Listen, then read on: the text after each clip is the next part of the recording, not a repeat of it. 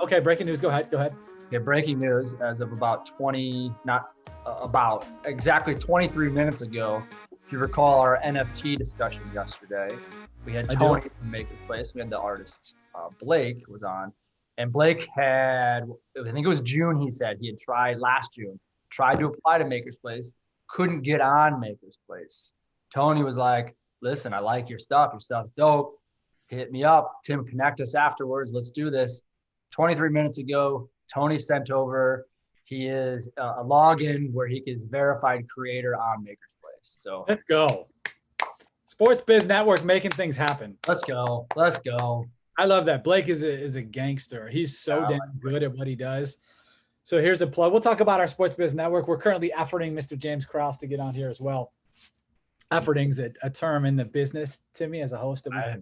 Great. Teach me. Yeah. So yesterday and the day before, 7 or 8 hours. Actually, yesterday was like 9 hours of conversations around the sports business industry. And we talked about this a little bit on our last episode, maybe 2 episodes. Who knows, Timmy, how things are kind of coming together at this point. But we've launched our Sports Biz Network, which is a community of sports professionals where we have roundtables, discussions, learning, teaching, all sorts of aspects of the sports industry. And yesterday and the day before were our launch of that, essentially launch of it. And it was long days, but awesome. So I love that. That's how we start out the pod, Tim. This is a great thing. I'm glad I hit record. You were about to say it. I said, let's hit record first. Yeah. No, I mean, that's literally for us personally, there's no benefit, right, of this direct partnership. But that's exactly why we wanted to create this platform. Is like, that's fucking great. I mean, Blake is basically, hopefully, if all it works out, is going to take T.O.'s gallery and now move it over to Maker's Place, which is a huge shift. And I would imagine that a lot of people talk about it. And can you do that? Why can't you? I don't know. That's why I'm asking you. Yeah. With NFTs, I don't know that you can. I mean, I understand what an NFT is. I understand the benefit of it, but I don't understand like the actual blockchain housing of it. If housing's even the right word behind it, I don't know. So from what I've gathered is that Blake and T.O. or whoever that group is now owns the artwork and owns that until it's sold. And Maker's Place is just a platform that you can purchase things off of. And they take, I would imagine, a small percentage of whatever the sales are. Currently, it's on OpenSea. OpenSea, correct. So Blake and T.O. owning it can say, I can put this anywhere. I can put this in Dick's Sporting Good. I can put this in here. I can put this there, whatever that is, because they own it. They own the idea of that. Maker's Place is just a platform you can sell it on. That makes sense. You talk in those terms, it makes sense to me. Yeah, they started going. I was like, they did a little bit, but it wasn't. I'm sure they could get deep into the weeds. I thought they did a great job of talking to us. I mean, you understand it more than me. I understand just the benefits. Yeah. I'm not a crypto dude. I would have liked to be talking about James. We're with James about crypto right now. Yeah. And some of the things he does around crypto. I'm not a crypto dude. I'm semi-knowledgeable at best. When it comes to the whole blockchain and that stuff, I'm not knowledgeable. So it's like they did a great job of keeping me in the whole conversation and not being like talking, Spanish or some shit. And I don't really understand what's going on. Yeah. No, I think that, and when I emailed them and connected them, I was like, I could have just listened to them talk for hours. I didn't even need to be involved. Well, they did talk for a while without you saying a word. I know, and it was great. So, I had to jump in. I had to like wake myself up, like, oh shit, I'm moderating. Yeah. So let me run through the topics we had last 2 days, and more around what we're doing with the Sports Biz Network. If James comes, awesome. If he doesn't, it's just us. Yeah. Hey, we'll get him on another time. So we started off with a one-on-one with the NYCFC president and CEO, Brad Sims. Let me just run through these, and then if you got things to say, we can talk about it at the end. Then we talked name, image, likeness with Becca Greenwell, who is at Facebook, which is also obviously Instagram, former Duke basketball player. Selena Castillo, who's the creative director at Duke women's basketball right now, and Faith Suggs, who played at Duke, coached or was a director of operations at LIU, now is doing her own branding. And then, of course, myself, Mr. Patrick Curran, talking name, image, likeness. Then I did a presentation around name, image, likeness. Then we moved into sports innovation. with World Surf League. Sherry Cohen was on for a second. We lost her after about 2 minutes. I think she introed herself and then she was gone. We'll get her on for something else in the future. Matt Pound, who's the director of the World Table Tennis League. Gretchen Kittleberger, founder and president of IF3. I'm not going to go through all these, but these are but Matt Pound was live from Singapore at 1 a.m. I didn't know that. It's pretty cool. Yeah. It is cool. So, I'll just run through the topics for the rest of these. We talked about diversity on your team with Latinx in sports. We talked about building a social brand.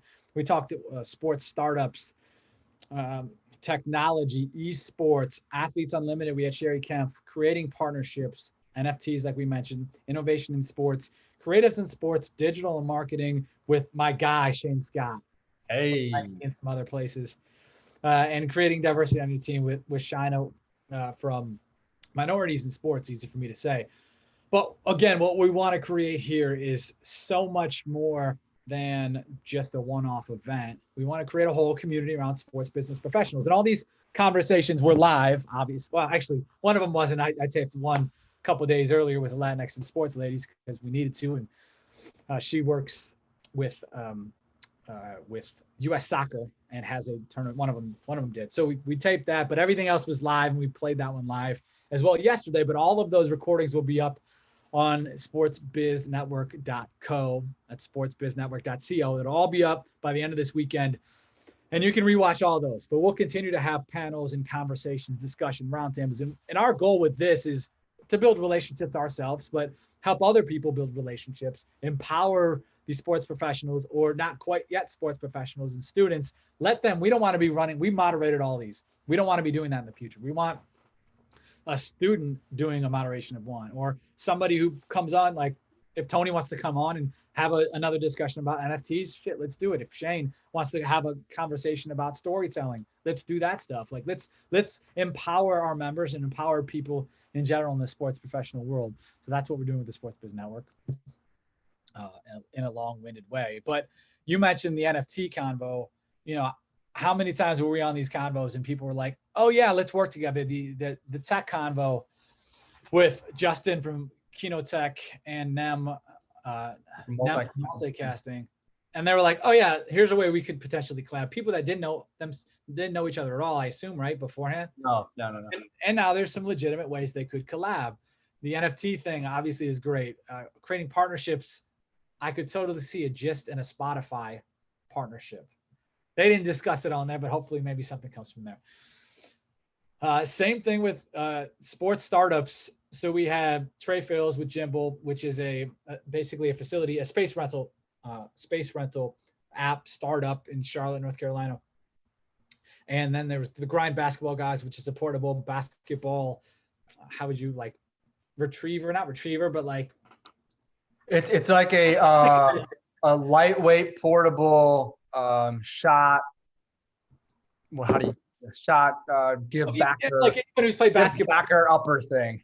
Did you just say the competitor's name? It's the basketball thing everyone has where you shoot it, there's a net, it rebounds and it shoots the ball back at you.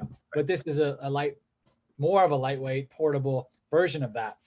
And then the other person on that was Natalie White from Moolah Kicks, who we had here on the podcast. And all four of them are like, yo, let's connect. There's ways we can collab. The guys in Building a Social Brand, Anthony Hamilton from Sports Illustrated and Chris Stonebreaker from Max Preps, they're like, yo, I just followed you. We can probably do some stuff. And again, this is what we want to create, is this type of networking. We've got a network of people. It's not a huge network, but it's definitely not a small network. And we want to bring those people together and then help facilitate all these other conversations. Yeah. Yep. What was your favorite one that you weren't involved with?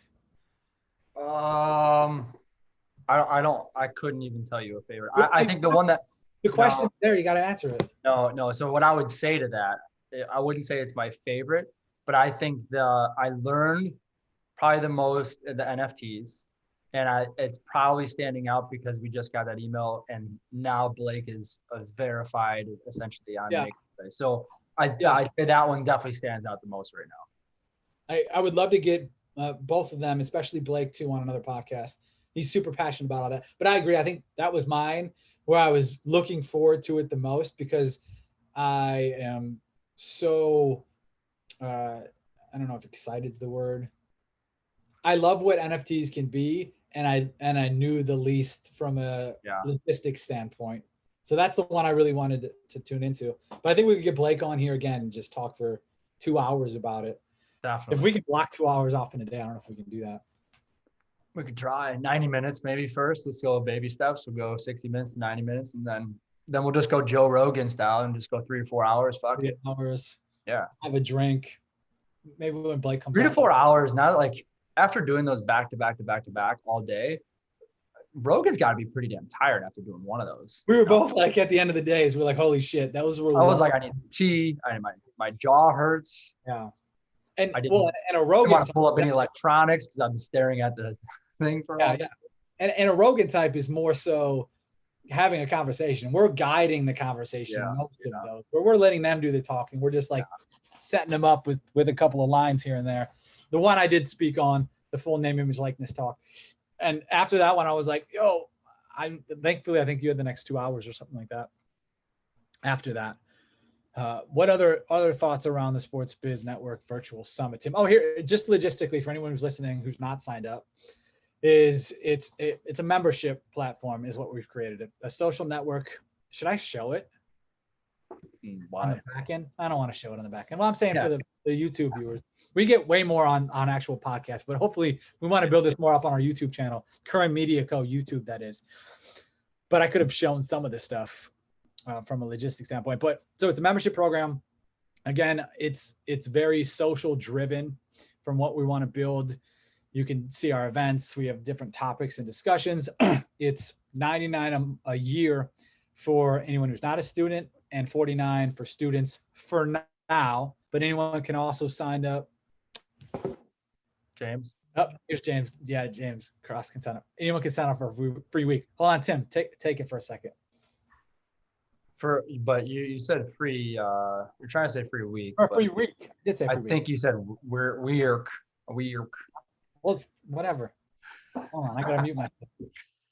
Yeah, so I think one huge takeaway that I had too from yesterday was the fact that during the creating partnerships panel, I asked what was like the hardest thing, or what would you invent? I forget exactly how I worded it. Invent for your industry to make it easier, make your life easier. And all three of them said, if there was a way for us to be able to point to the right person at an organization or at an agency without asking 10 people to get there, or without doing XYZ. So by the end of the 45-minute, hour-long conversation, we decided, and by we I mean me, decided we were going to put together a panel specific for that, or a series specific for that. We haven't really ironed out the details because that was about 26 hours ago. But essentially what we're going to do is bring in these brand partners, and we're going to bring in those decision makers for the brands, media agencies, media partners, whatnot, and let's bring them all together, and we'll figure out exactly how that's run. But that was a key takeaway I thought from yesterday too, and that's part of what we want to do with this sports biz network is be flexible, be creative, help each other, and that hadn't even been on our radar, and it's just something that we're after the call, we jumped on it, Pat, and we're like, all right, let's do it. And you're like, let's do it in August.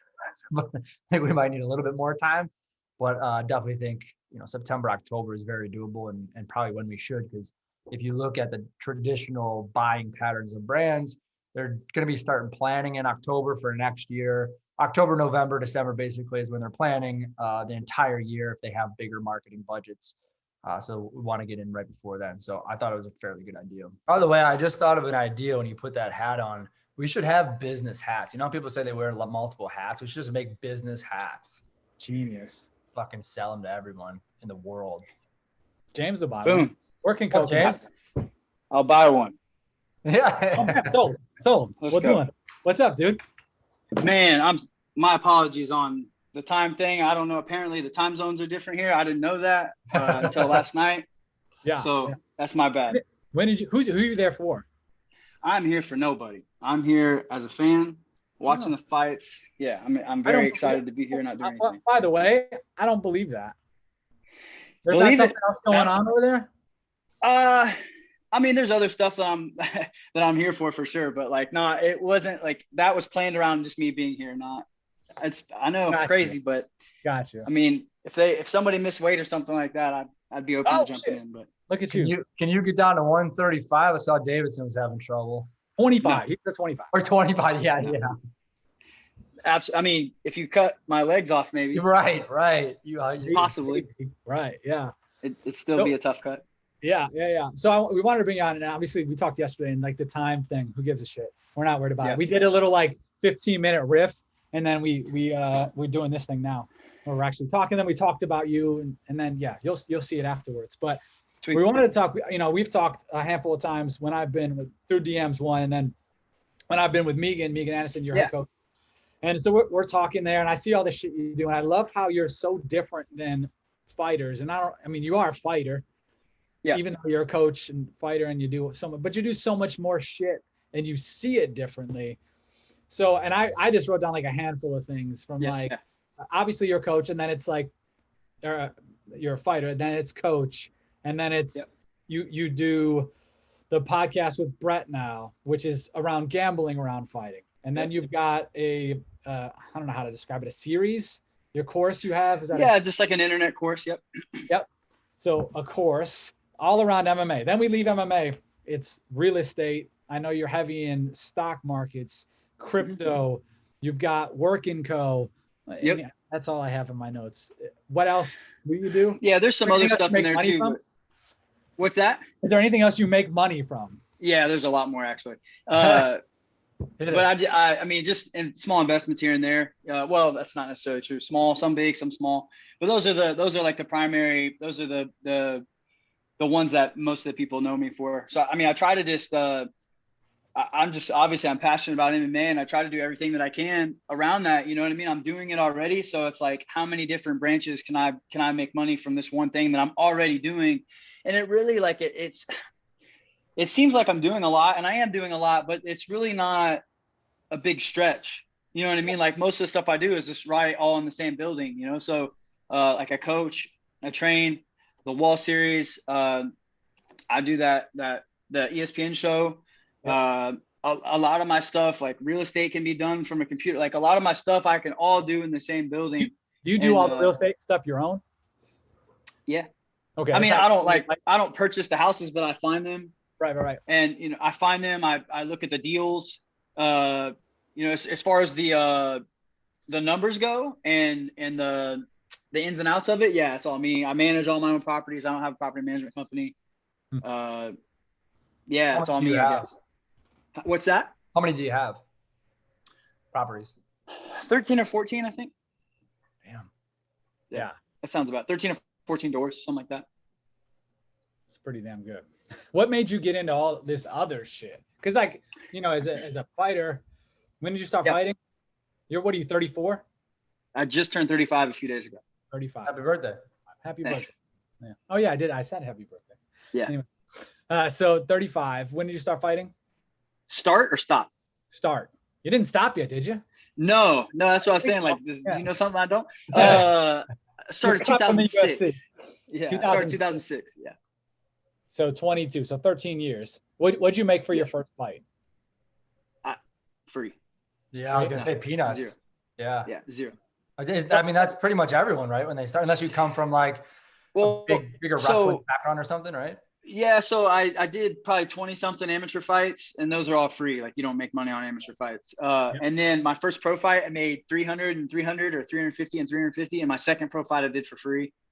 And then, from there, like I would say my first 10 fights were no more than 1,000 and 1,000, probably in the 500 to 750 range, probably in there.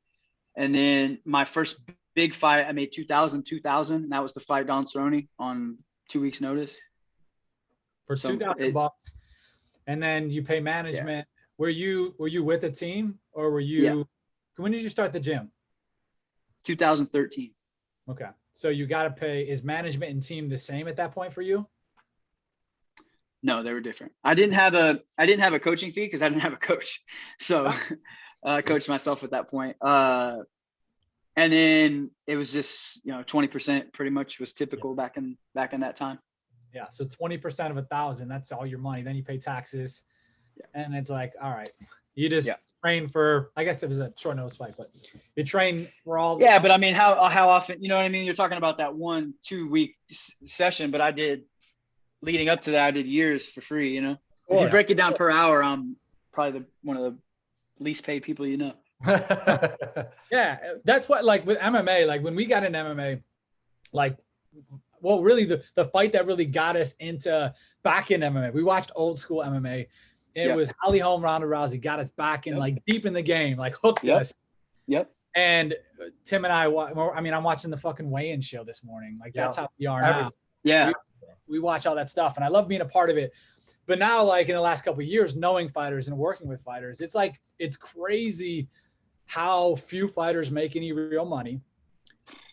It's crazy how few fighters then create other opportunities like you do. And I know you're a smart dude. I've talked to you a bunch.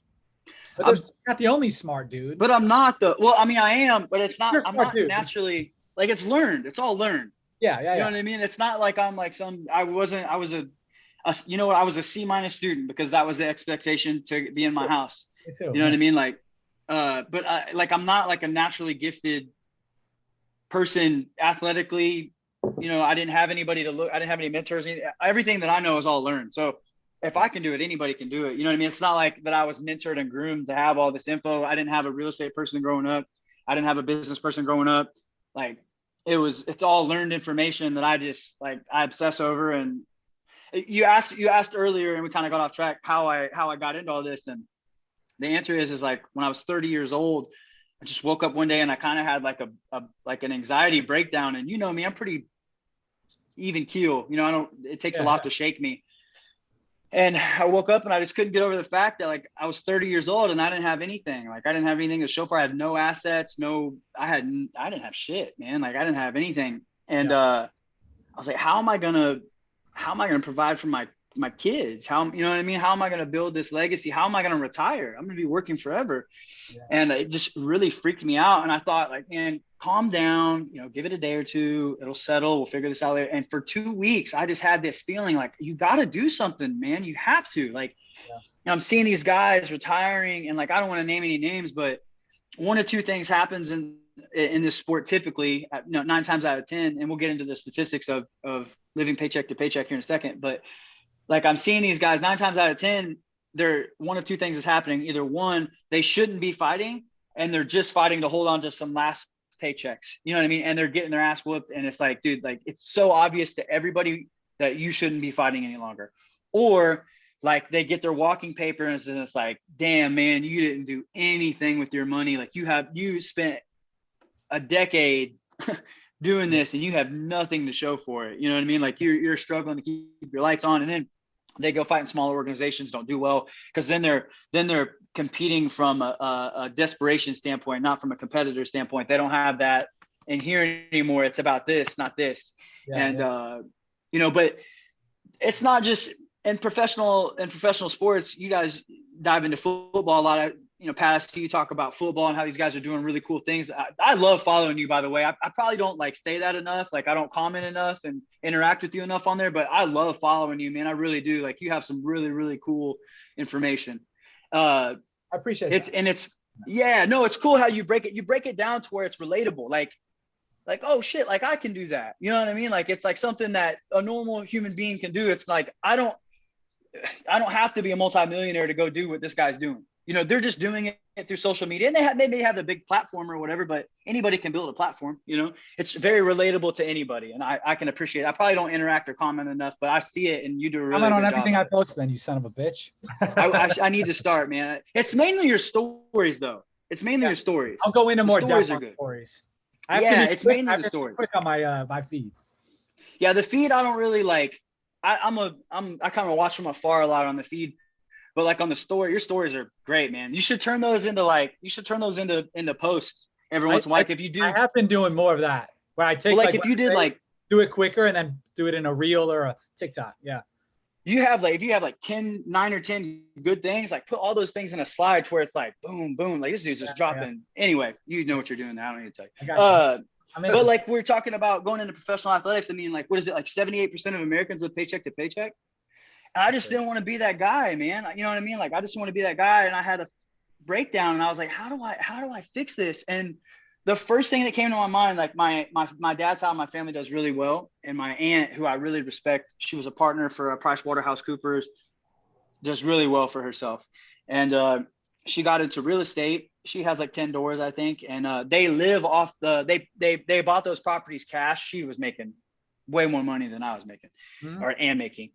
So they would buy them in cash. And now that she's retired, they live off the cash flow from their 10 properties. And it was just so genius. And like, I just started diving into, like, people ask me like, how did you learn all this? And it's, the honest answer is YouTube. I just watched YouTube and Google and like Real Estate Bigger Pockets podcast. Just, I don't look at like one centralized thing. It's like, if I have something in my head, like, how do I buy a house with no money down? How do I build a real estate for, like, and I just like, I wake up every morning and still to this day, I do this. And it's not necessarily with real estate. It's whatever I'm after. Maybe I'm looking at a stock that day or crypto. I usually wake up for anybody else in my household. And I start watching YouTube, and I get so much information. Not all of it's good, but you can form your own opinion through the opinion of hundreds of other people, and it's nice. I read articles, and I just learned everything that I know through YouTube. And of course I spent some money buying courses and just educating myself. How much were you making per fight at 30 when you started doing this? I got signed to the UFC in 2013. I was 27 years old. My first fight was 8,000 and 8,000, but I got really lucky and I double bonus my debut, and I won 100,000. So that's only been done a couple times. So I got really lucky. And that was another milestone in my financial life where I was like, I've been broke my whole life and I have an opportunity of a lifetime right in front of me. How do I never be broke again? And that I bought the gym, and then the gym started making me money. And it's like, now I try to live. Yeah. I try to live off the gym money, and any other dollars that come in, I reinvest back in. That's awesome. I didn't know it was so tied in like that, but the reason I asked, because I know you didn't make $1 million that first fight, but you were able to, from that money. Well, yeah. I know, but but like, it's easy. Like, you're like, if you don't know, like, you look at UFC, a fighter in the UFC, and you're like, oh, that's a professional athlete. Like, that dude or that lady's balling. Like, that's not the case. The elites of the elites are, and that's it. Like, I know what you make ish. Yeah. You do okay ish, but like, you're not making. I'll tell you. Like, what do you make? What do you make per fight? I think I'm but there's an asterisk with this. I'm going to tell you, but there's a story behind it. I make like, I shouldn't say this, but I'm going to. I think I make like, my next fight's like 78 and 78. But dude, I was making 40 and 40 before I did that short notice fight. Yeah. Which was what, a year-ish now? Yeah. February last year. February. Yeah. So, and let's talk about that actually. So you're in, I don't even know what city, Houston, I think, right? Houston. Yeah. You're in Houston for a fight for a guy you're cornering. So you're not there to fight. You're there to work and help a guy. And it was Friday morning or something. Somebody pulled out. Friday afternoon. Somebody pulls out. I guess you got wind of this because I was in there doing some stuff with Megan the next Monday. That's why I know more of the story in the background. And you're like, I'll fight that motherfucker. And then somehow that actually I never thought it would get to that. But I had a number in my head that I needed to get for me to do it. And it took some doing, but they got it done. And they did. And I'm not a professional athlete. I'm a professional businessman. There's a big difference. There's a big difference. What does that mean to you then? A lot of these guys make decisions based on fighting. I don't. I make decisions based on how it's going to benefit me now, 10 years from now. Does this make sense for me from a business perspective? If I'm the CEO of James Krause MMA Incorporated, as the CEO, is this a good decision for us? Does this help us? Yeah. You know what I mean? Like, I don't. And they wanted to give me my normal pay, and I'm like, go get some other fucking sucker. I'm not the guy. Like, y'all go. Also fight in 24 hours. Yeah. By the way, it was also up 15 pounds. Like, you didn't have to cut the weight. You might have had something, but I'm not a big welterweight. I'm not a big 170. I just came up from 155 to 170, and then I went up to 185. So he was probably 215 when I fought him. I was 180, 185 maybe.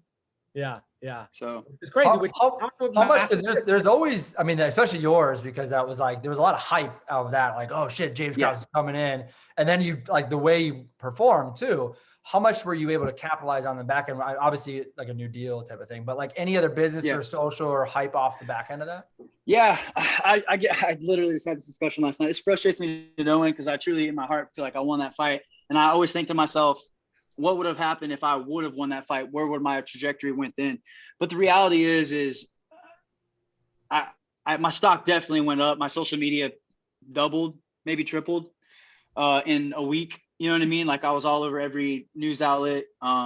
Sponsorship started hitting me up more.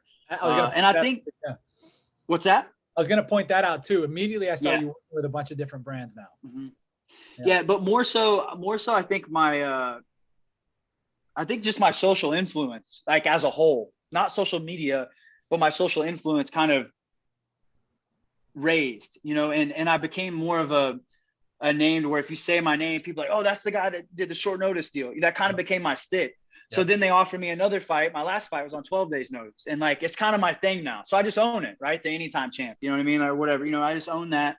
And it's not like I'm still competing, it's not something that I'm like doing. If I see something sexy that I love, I'll do it. If I don't want to fight. You know what I mean? Like I don't have to fight. I don't need to fight. I'm still a competitor, but I enjoy coaching more than I do fighting now. And if I never fight again, I'll be good with that. If something comes up tomorrow that they're like, hey, we need you for this, we'll pay you really well for it, and I like the matchup, let's go. Like I'm with it. You know what I mean? I'm a prize fighter, man. Like I've got close to 70 fights, pro and amateur. This is not about fighting for me anymore. This is like my brain has been taxed. You know what I mean? Like, this is about setting myself up, setting my kids up, and getting experience to become a better coach for my athletes. I think just the fact of like, I don't know, maybe 99.9% of MMA fans love the fact of like the short notice fight, the I'll fight anyone. They just fucking love it, right? So that's just a good business move anyways. I mean, look at like Cowboy Cerrone. People love him because he's like the same type of thing. I'll fight anyone, anytime, anywhere type of thing. Yeah. I think that alone is just a good business move, just to position yourself as that type of person. Well, yeah, I agree. And that's why I did it. That's why, I knew if I put on a decent fight at all, I knew I'd get a bonus out. You know what I mean? If we had a competitive fight at all, I knew I'd get another 50. And sure enough, we went to war and I got another 50 out of it. You know what I mean? Like they took care of me on the back end too. I mean, I didn't get my win bonus, but they took care of me. Yeah. Yeah. That's interesting that they took care of me thing. Like, what does that even mean sometimes? I know they just shit. But it's like, I don't know. It's a weird thing to do. Yeah, I mean, it's discretionary bonus. Locker room, they basically send you a check in the mail 6 weeks later, and it's anywhere from like $2,000 to I got like, I don't know, 15 or 20. I can't remember what it was, but like, it's basically, I think it's a way of saying, hey, thanks, man. You put on a really good show. We really appreciate it. And it's also a way to keep the fighters hush about the money deal. You know what I mean? Like, oh, we're paying. They can always say we pay out discretionary bonus, and they're not lying. But I've been robbed of 2 bonuses that I should have got, and they're, it's not anywhere near what I should have picked up. But it's all good, man. This is man. The thing is people are bitching about the money and stuff like that now, and they're right. They're right. The money is there, and there's more room to pay us more for sure. Yeah. But damn it, you knew that coming into this. You know what I mean? Like, don't act like you started fighting to be that nobody starts fighting to be a millionaire. You know what I mean? Like you fight because you love it and you want to be a competitor. Yeah. Does that mean we don't deserve more money? No, but man, this is a young sport, and like we're in this weird transitional phase where I do feel like we'll get there. It's going to take time. You know what I mean? They're going to have the lockouts like the MLB and the, you know what I mean? The unions and all that stuff. That's going to have to happen. We're young. It's going to take time, man. And unfortunately, they pay the guys that are a difference maker. They pay those guys correctly. They're not stupid. The UFC is really, and I'm not complaining at all. The UFC has given me a platform to, blossom into what I've created. And I owe it all to the UFC. And I didn't get into this for money. I got into it because I loved it. And that's up to me. I knew what I was getting to. We all knew what the damn pay was when we started. You know what I mean? Like, so it's on me to use that to build other things, And there's some guys that are doing it really well. Eddie Alvarez, I respect a ton. That guy, oh my God.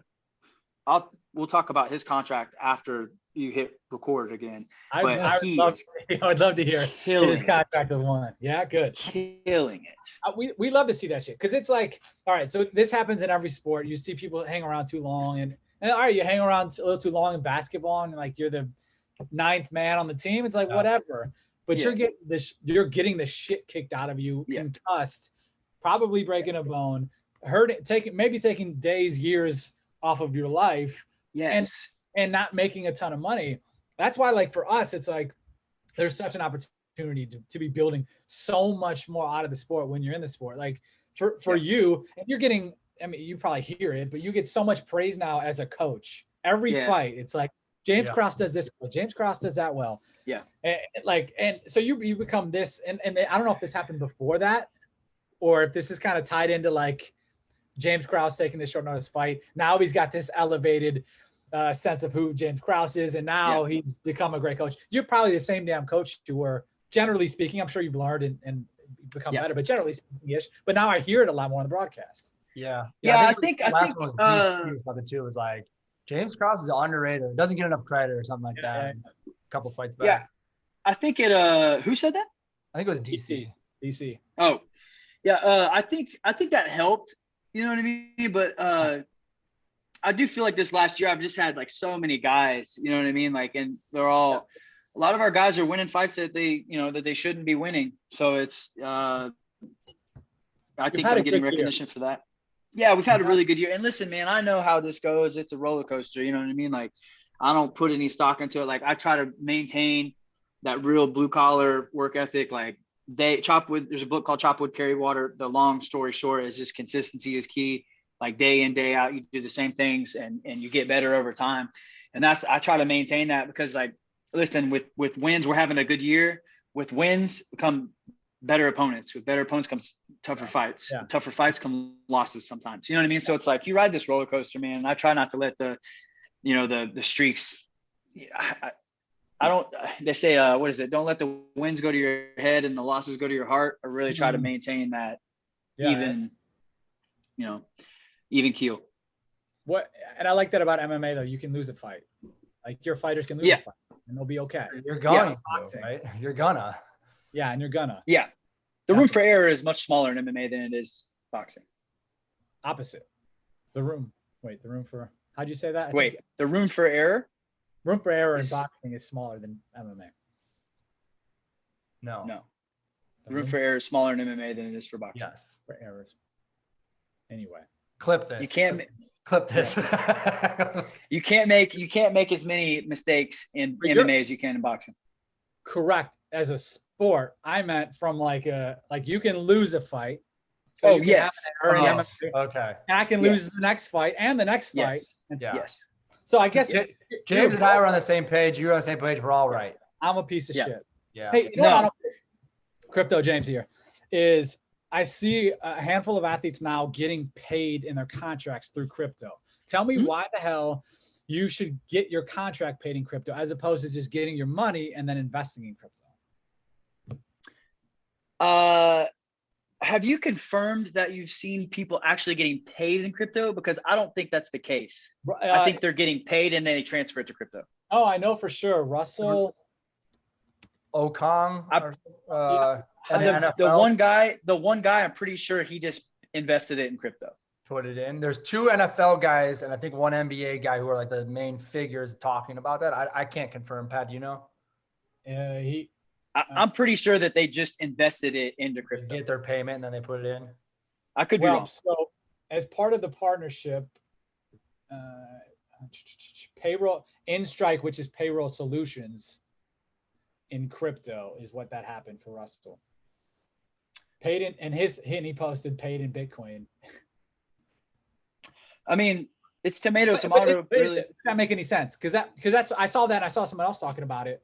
Like, just pay me in Bitcoin. I think someone else was trying to do something like this. And I was like, I'm not a crypto dude. I know I should be. I'm sure we can have that conversation another day. But is there a value in getting paid in Bitcoin as opposed to getting my dollars and then investing in Bitcoin or Ethereum or whoever?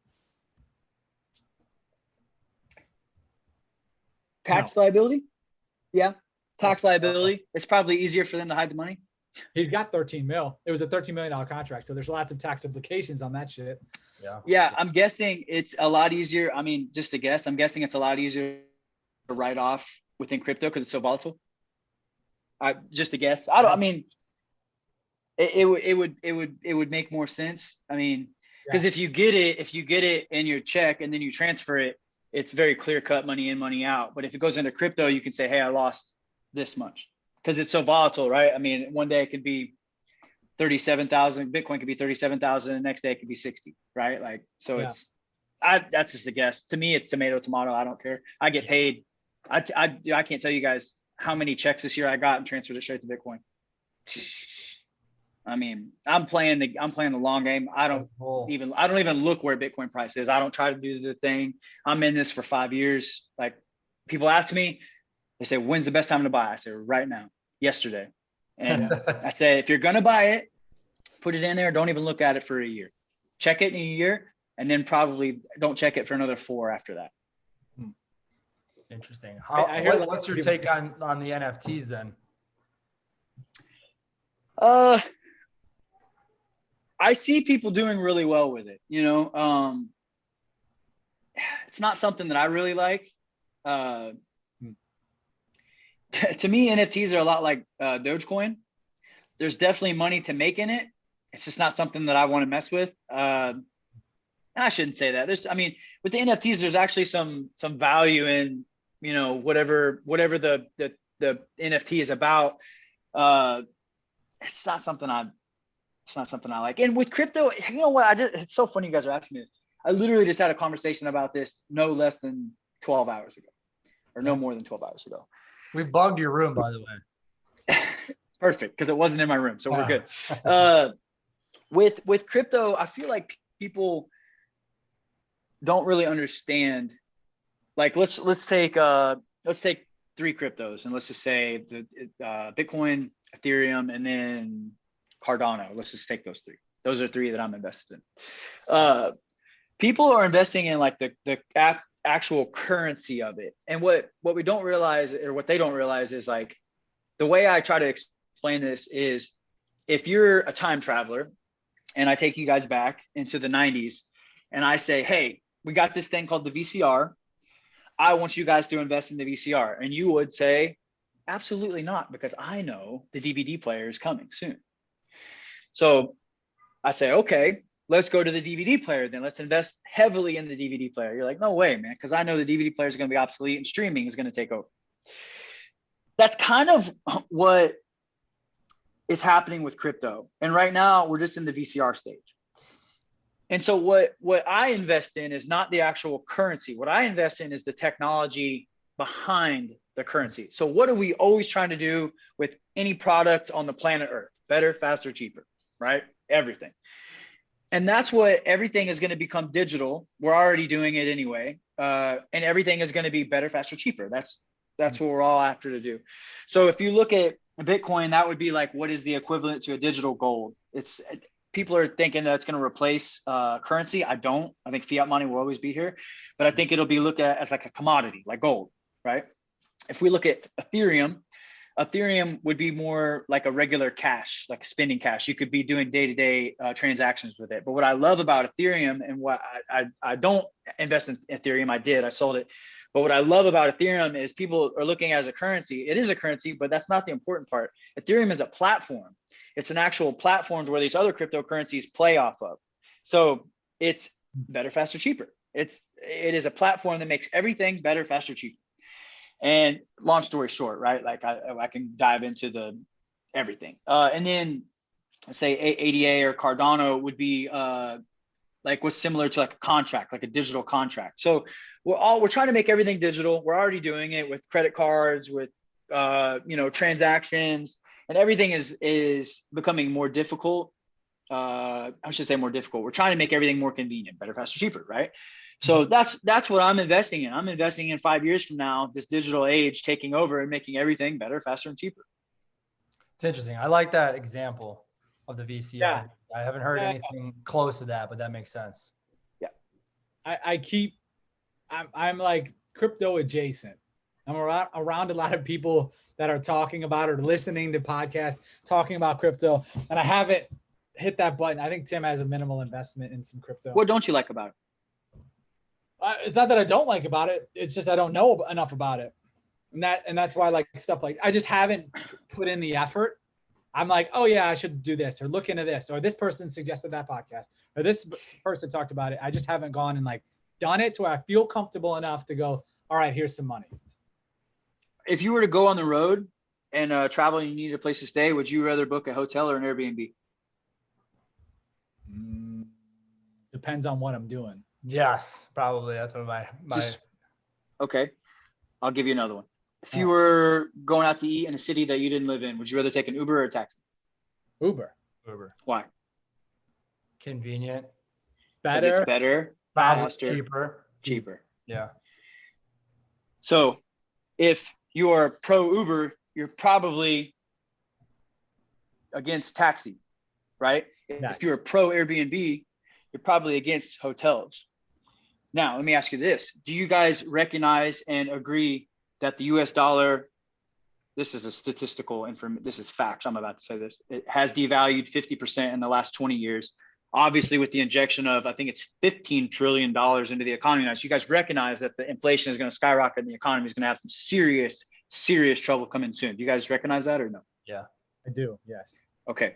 So if you guys don't believe in fiat money and you see the fiat money going down, you are telling me you are against fiat money. You recognize that this is going down in value. Well, the opposite is crypto.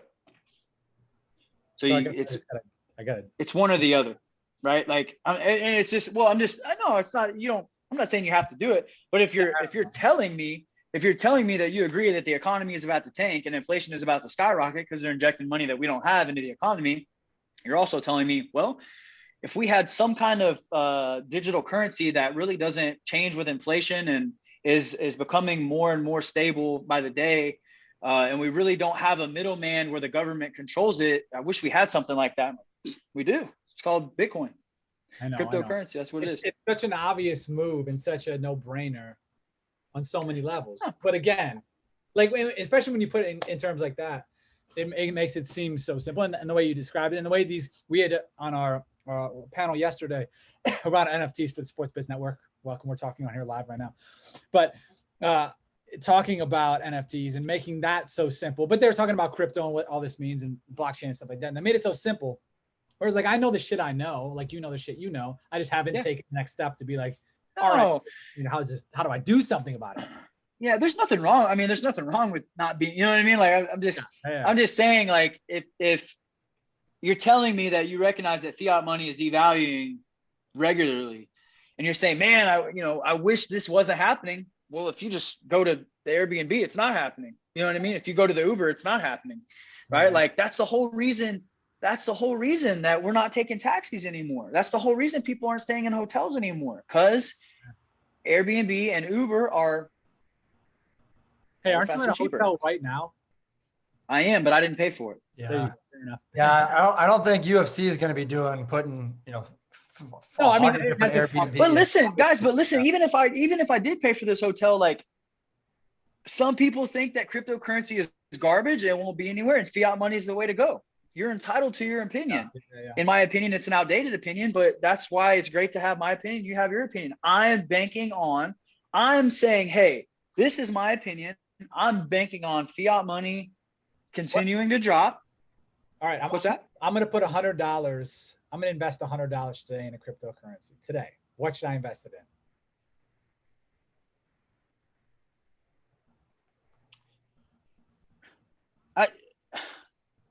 I think you should look into it. You need to know what you're investing in. I know it's only $100. I wanted a simple answer.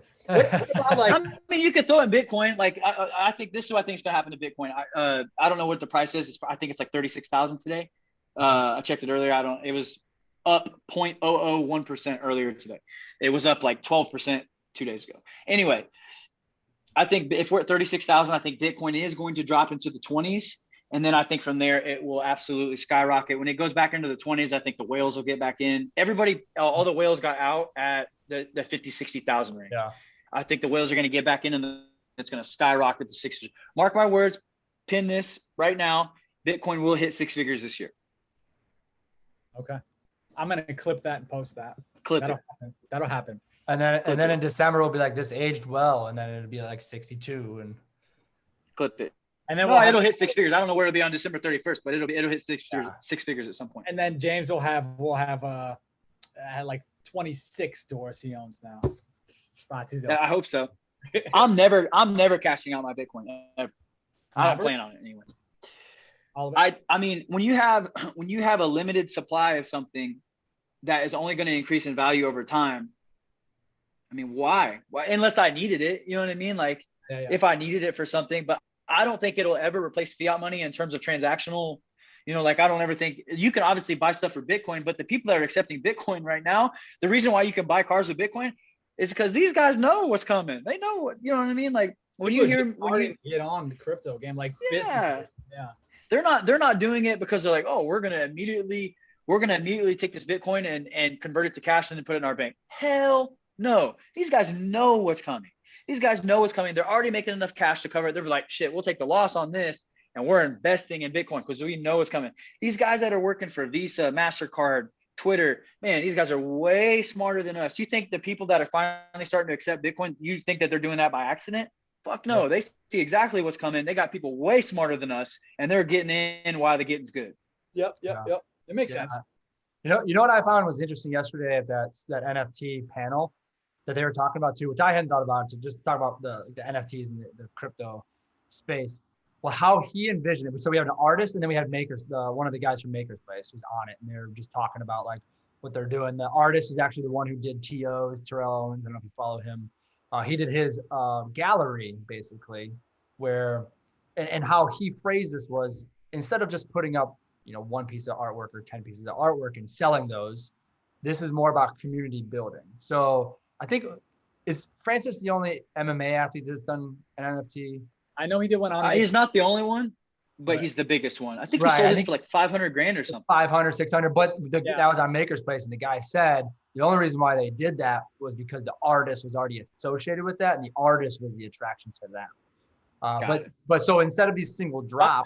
Boss Logic, by the way. Boss Logic, yes. Oh, he's a savage. Yeah, dude's a savage. So instead of these individual drops or around moments or events, is like they want to build a community. So for TOs specifically, what they're doing is you get like they like what they call them popcorn owners or something like that. So let's call it 50 to 100 popcorn owners. So now not only do you get access to this digital art, but now you get to go to the events that are hosted by TO. You get to do all these specific things about community building around TO as opposed to just buy this piece of digital art, which people have done and will do, not necessarily the $4 million of Mahomes type of value, but it's about community building and building your own individual vertical community around the NFT world. Yeah. I'm with that. It seems like a lot of work for me, and I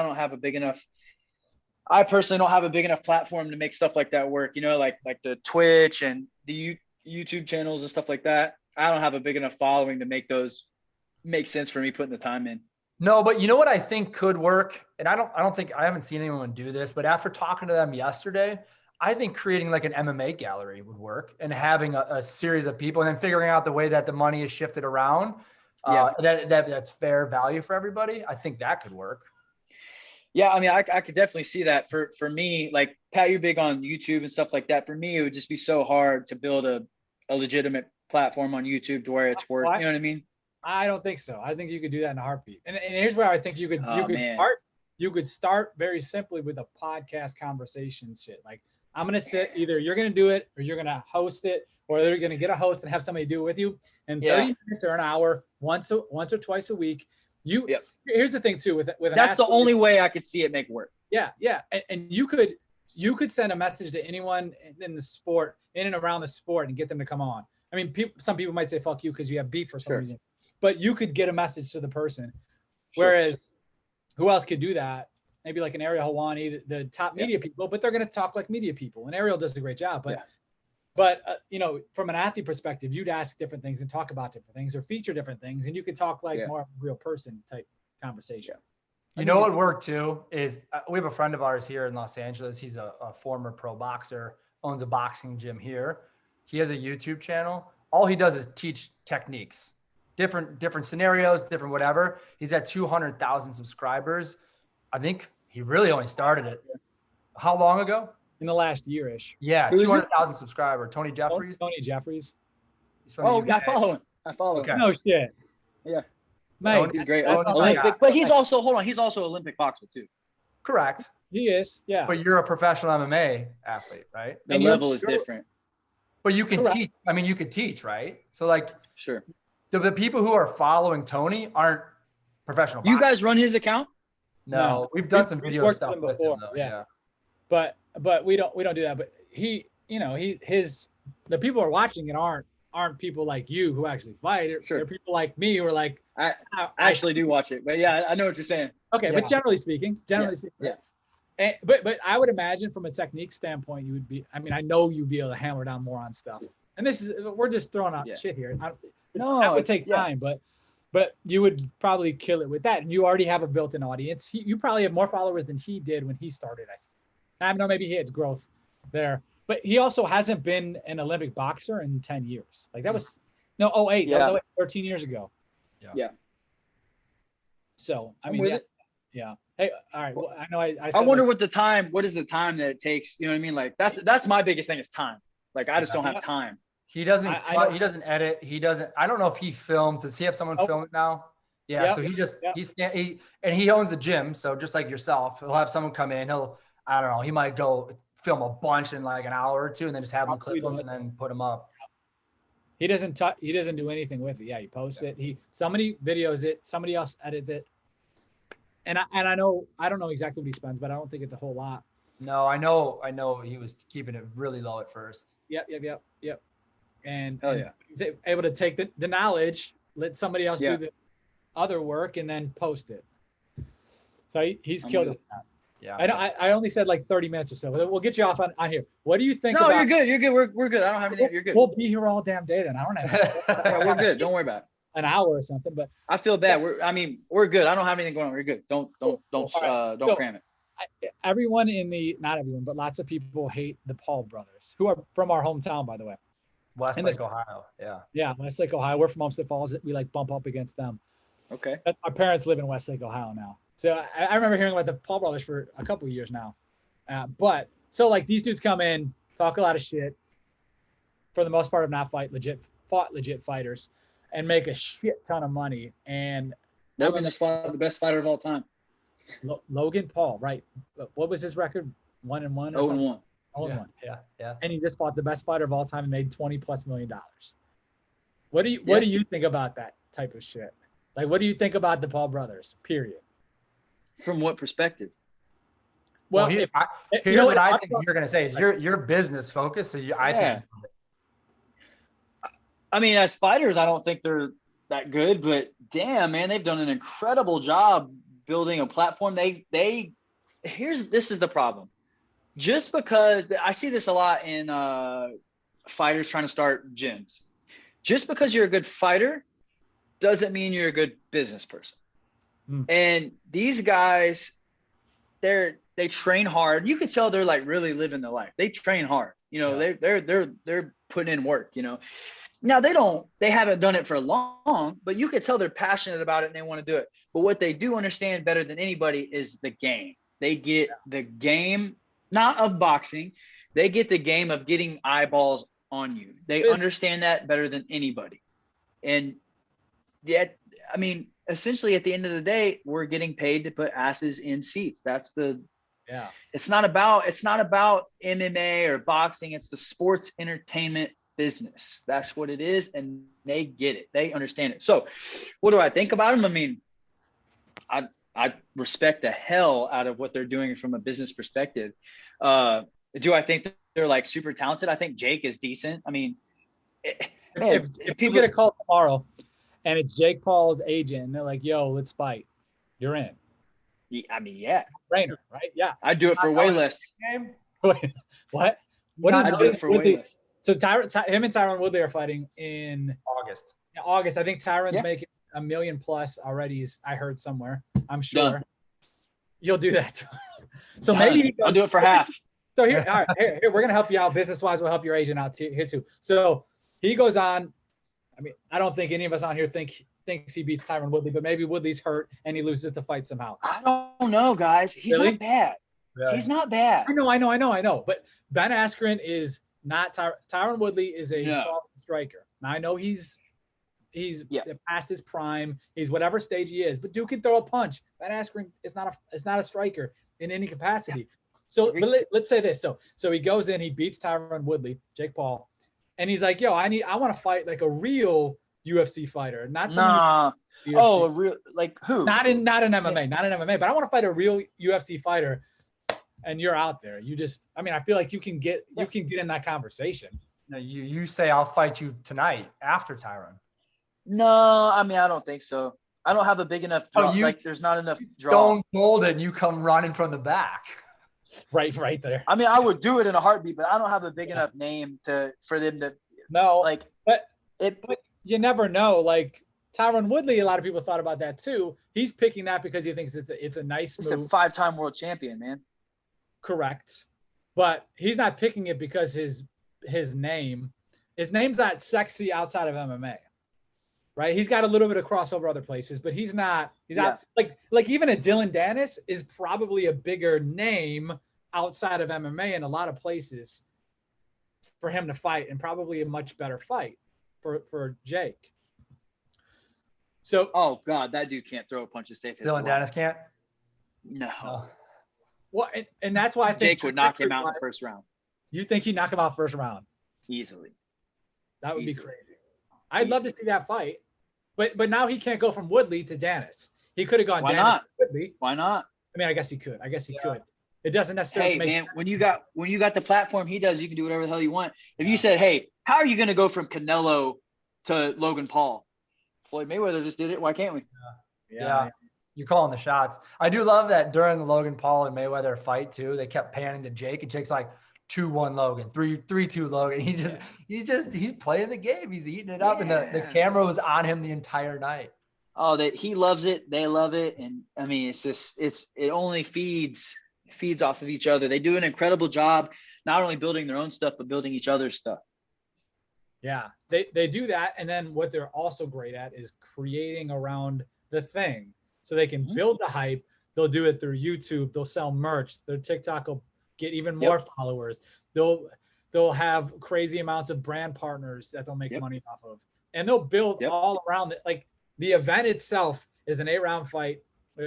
Logan's was 8-round fight against the greatest fighter of all time, which is a big deal. But he's able to build so much around this.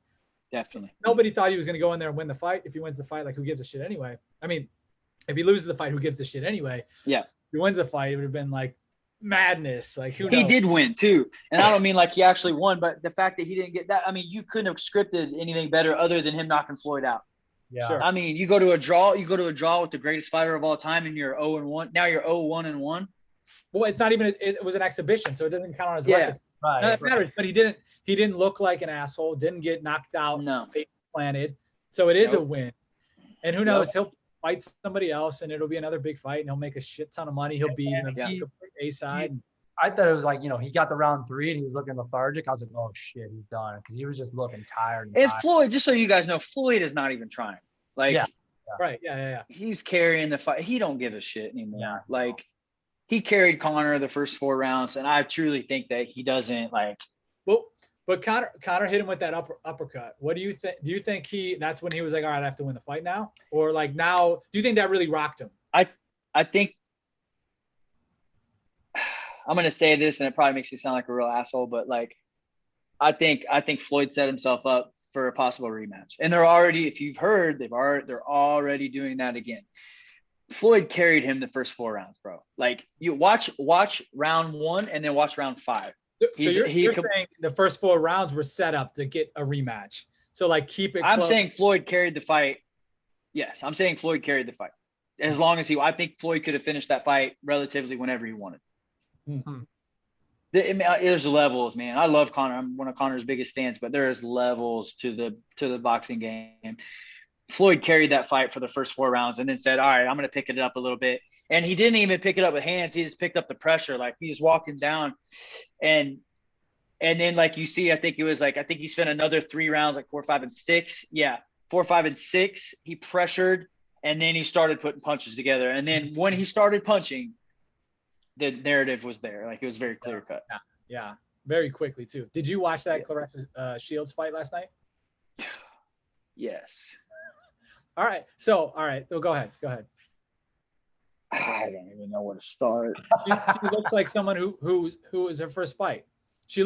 Her hands seem really fast. Oh yeah. I think PFL was the biggest loser out of that whole thing. Why? How can you legitimize your organization when your main event is an 0-0 girl versus a 3-6 girl, and your 0-0 girl is getting owned and like comes back and wins, obviously, but it's like, where do you go from there? I don't think it should have been your main event, but it was the main attraction for sure.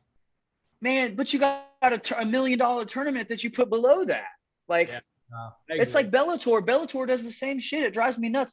They'll put Chael Sonnen versus Lyoto Machida, and then they'll have a 5-round title fight as the co-main event. Like, you're delegitimizing your own title by putting these old 2 bastards on there like that. And I like both those guys, but it's like, you don't understand. You're saturating your own organization, but it just doesn't make sense to me. I just don't. I mean, I don't think they should have done. I think, you would know, but I don't know how long it takes. She's obviously an elite boxer, different sport, some correlation, but how long could it take her to become like a decent? She's a long way away, bro. She looked it, but yeah. Elkin is 3-7.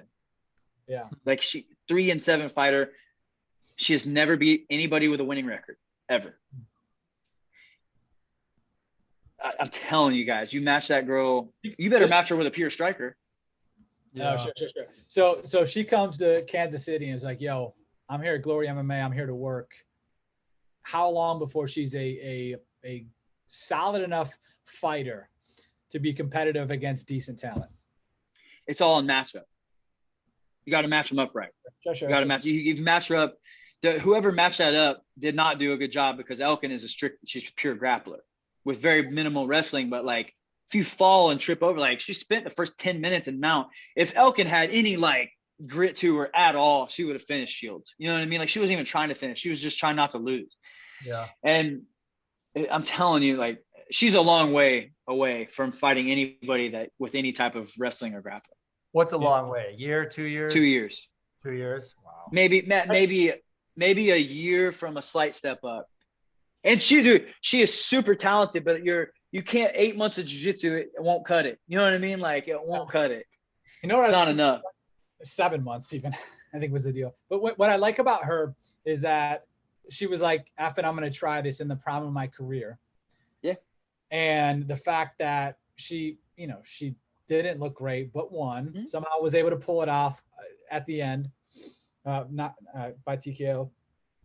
But I like she seems personality wise so much different than so many fighters in MMA, where she like came over, she's like even just a post fight in cage interview, and she didn't seem polished per se, but like she had the confidence. You could just see like, oh, I want to root for this person. Wasn't like timid, and so many times, especially when we were first getting into fighting and not knowing anybody, definitely not anyone on person level, but not even knowing like the names. Like, I've never heard of that person. And the fighting's great, but then the post fight like sells you on like, oh, I like that. Yeah. Derek Lewis, like the first time we saw Derek Lewis, he beat Ronda Rousey's husband, was like, where's Ronda Rousey's fine ass at? Yeah. Like, we love that guy. Yeah. Like, I don't know who that guy is, but we're rooting for him forever. I forgot about that shit. That's great. Yeah. So like stuff like that. And I thought she was great afterwards. And that probably means nothing to someone like you, but to someone who works in marketing and branding and what we do. And outside of the cage stuff, we're like, oh yeah, okay, I like where she is on that end of it. Yeah. I don't want to say that doesn't mean anything to me. I like it from a business perspective, but I mean, like I always say this, like I have this thing I call the money train. And the thing you got to have to get on the money train is you got to have a ticket, right? You got to have a ticket to get on the money train. And like, I feel like all these fighters, they move to Vegas and they do all this other stuff. And like, it's great. Vegas is great. The amenities are great and stuff like that, but it's missing one thing. Like, and don't forget, to get on the money train, you got to have a ticket. You know how you get a ticket to the money train? You got to win fights. And no matter how good of a business person you are, you still got to get your ticket to get on the money train. That's just, but I would push back a little bit on that because. Oh, please do. Let's go. I would, because Dylan Dennis, I don't know what he makes money wise. Dylan Dennis, if you don't know, he's like a 2-0. I know he is. I know you do, but anyone else who's listening, like a 2-0, he fights in Bellator, elite jiu-jitsu practitioner, right? I mean, that's what I hear, but he's good. James wants a piece of him. I don't. He's good. I don't know. I can't look at it and say this, but I can hear what other people say and repeat it. But seems like he does pretty well outside of the cage. And also, I think just in sports in general, like, you've got a platform, you can create this shit. If you never win a fight ever, like, that probably hurts you, but you've got all this. Where's my damn phone? Yep. Like, you can create this shit from there. And especially in the fight game, like, Conor probably was, one, he's going to get fights that he's going to get because he's Conor, but because of the audience he's built, he's going to get a title fight when maybe he shouldn't get a title fight because he's Conor. And like, these types of things happen all the time in MMA because of your audience. Some of that's winning. Some of that's you're Nate Diaz and you walk out, you're smoking a joint on stage for a press conference, and you're going to get privilege because of this, and you're going to make more money because of that too. But this goes back to what I was saying. You got to, it's all matchup. You got to match them up right. Dylan was matched up incredible. Yeah. And will continue to be. Yeah. But I mean, I would just push it back on the, like, you got to win. You don't necessarily have, like, when I talk to college football coaches, we talk to college football. Well, you do, because you have to win, because if Dylan lost those 2 fights, his influence would not be near what it is. If Conor hadn't been a double champ, his influence would not be near. If Floyd wouldn't be 50-0, his influence wouldn't be near as what it is. Agreed. But Dylan could probably lose and never fight again and still be right there because of what he can do. Like, Dylan, he's not like some mega star by any means in any pop culture world, but you can create this shit now where it's like, does he do good outside of fighting? Appears to. I don't know. I mean, how does he appear? Like, give me an example of what he appears to. Does he drive a nice car? Seems like it. Seems like he's doing a lot of things that will cost a lot of money. Seems like he's wearing things that cost a lot of money. What does that mean? I don't know. I'm not in his bank account. I'm not in his Bitcoin currency ledger. I don't know any of that shit, but I assume he does decent. But I don't want to focus just on him. But there's like people in other sports, and I should have some MMA examples. I know a lot of guys. He makes real money though. Mind you, he does. But mind you, he also is the most winningest fighter in UFC history, but has a ton of losses on his record, like 16 losses. But he's got more wins. He does. I know. I just want to push back on, like, you don't have to be the best. You don't have to win to make. No, money. I didn't say you had to be the best. So you got to win fights. To a degree. Just like when I talk about football or basketball, you don't have to be the best player. You don't have to be LeBron James. If you're LeBron James or Conor McGregor or like those types, it's easy. But if you're 12th man on the team, or you're like middle of the round, middle of the rankings UFC fighter, like, there's lots of opportunities you can create because you're on the bus. I don't know how you got the ticket, but I'm saying the ticket was already cashed, and now you can get on that bus and ride to the money train. Like, you're maybe not on the money train, but you're on the bus to get to the train. You got your I'm with it. I don't necessarily disagree. I think